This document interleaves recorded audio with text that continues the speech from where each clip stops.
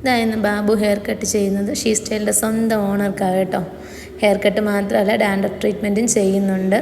അപ്പോൾ ഹെയർ കട്ടിന് ഈ പ്രാവശ്യം സജഷൻസ് ഒക്കെ ഉണ്ടായിരുന്നു കേട്ടോ. സജഷനൊക്കെ അനുസരിച്ചാണ് അവൻ ഹെയർ കട്ട് ചെയ്ത് കൊടുക്കുന്നത്. ഹെയർ കട്ടൊക്കെ ചെയ്ത് താടിയൊക്കെ ജസ്റ്റ് ഷേപ്പ് ചെയ്തു. ഫേഷ്യലൊക്കെ ചെയ്യണമെന്ന് ഞാൻ പറഞ്ഞായിരുന്നു, പക്ഷേ ചെയ്തൊന്നുമില്ല കേട്ടോ. അപ്പോൾ എന്താ പറയുക, ഹെയർ സ്റ്റൈലും ഡാൻഡ്രഫ് ട്രീറ്റ്മെൻറ്റും മാത്രമേ ചെയ്തുള്ളൂ. ഡാൻഡ്രഫ് ട്രീറ്റ്മെൻറ്റ് എന്ന് വെച്ചാൽ ഒരുപാടൊന്നുമില്ല, കണ്ടിന്യൂസ് 2-3 മാസം അടുപ്പിച്ച് ചെയ്തുകൊണ്ട് തന്നെ നല്ല മാറ്റമുണ്ട്. ഇപ്പം വളരെ ചെറിയൊരളവിലെങ്ങാണ്ട് ഇപ്പം ഉള്ളൂ. അതുകൊണ്ട് തന്നെ ജസ്റ്റ് ഒന്ന് ചെയ്തു എന്നേ ഉള്ളൂ കേട്ടോ. അതുപോലെ എൻ്റെ സ്പാ എൻജോയ് ചെയ്യണം, അതൊരു ഭയങ്കര എക്സ്പീരിയൻസ് ആണല്ലോ. നമുക്ക് എത്ര സ്ട്രെസ് ഉണ്ടെങ്കിലും ഒന്ന് റിലീഫ് ആവാൻ ബെറ്ററാണ്. ബിസിനസ്സിൻ്റെ സ്ട്രെസ്സും കാരണങ്ങളൊക്കെ കൊണ്ട് നല്ല കണക്ക് എന്താ പറയുക, ഒന്ന് റിലാക്സ് ചെയ്യണമെന്ന് കഴിഞ്ഞ ദിവസം പറഞ്ഞായിരുന്നു. അപ്പോൾ സ്പാ ഒക്കെ ചെയ്ത് നന്നായിട്ട് റിലാക്സ് ആയിട്ട് ഹാപ്പി ആയിട്ടിരിക്കുകയാണ്.